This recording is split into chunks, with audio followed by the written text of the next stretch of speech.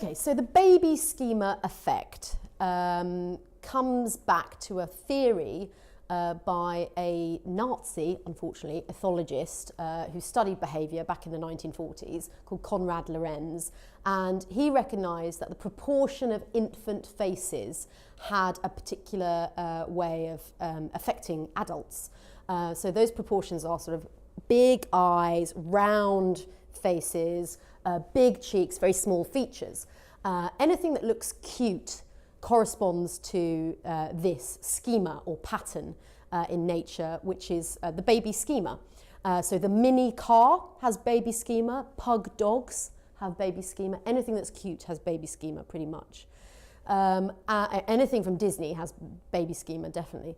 So Lorenz recognised that it had an effect on human beings, and then in 2009 Melanie Glocker and her team at the University of Pennsylvania did some whizzy studies and looked at the brain and recognised that actually what was going on was that when adults see infant faces and they recognise the schema, it stimulates a part of the brain that encourages nurturing behaviours. This is really important in the context of things like hospitals, because the cuter that your baby is, the more infantile it looks, the better care it will receive from nurses and doctors. And you know, nurses and doctors have to be prepared to guard against this. If a child is more adult looking, is deformed in some way, or not infant looking, you know, they still need to make sure that it's getting the right amount of care. But as marketeers, we can also use the schema to drive that attractive pull of the work. You know, David Ogilvy, I think, said people will always look at your ad if you put a baby in it, and particularly women. And they've proven this in the data.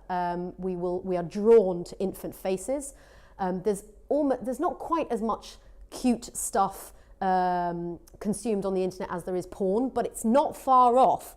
And everybody consumes cute content, whether you're a big gnarly man or a little girl.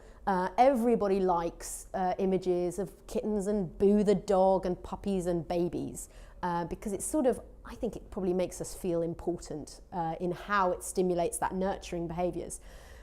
So putting infants or anything with high schema, anything cute in your ad, cute Andrex puppies or any kind of cute animal, you know, that can obviously drive the attractiveness of your work, and people will lean into it.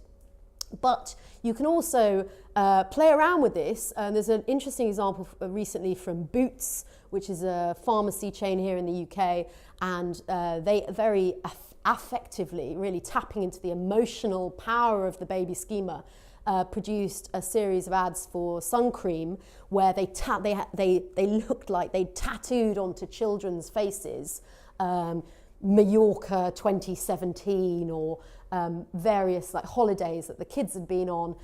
Sun damage was kind of tattooed onto their faces, and as an adult you see an image of a child tattooed, and it's an outrage. It's having an emotional effect on you. Clearly we know that that image isn't real, but nonetheless the idea of something damaging being afflicted onto an infant, onto something that is not fully adult, was really very, very distressing. And again, it forced you to kind of lean into that image and see, okay, they're talking about sun damage, I get it. Very powerful advertising. So the lesson here is, if you can use the baby schema, use it.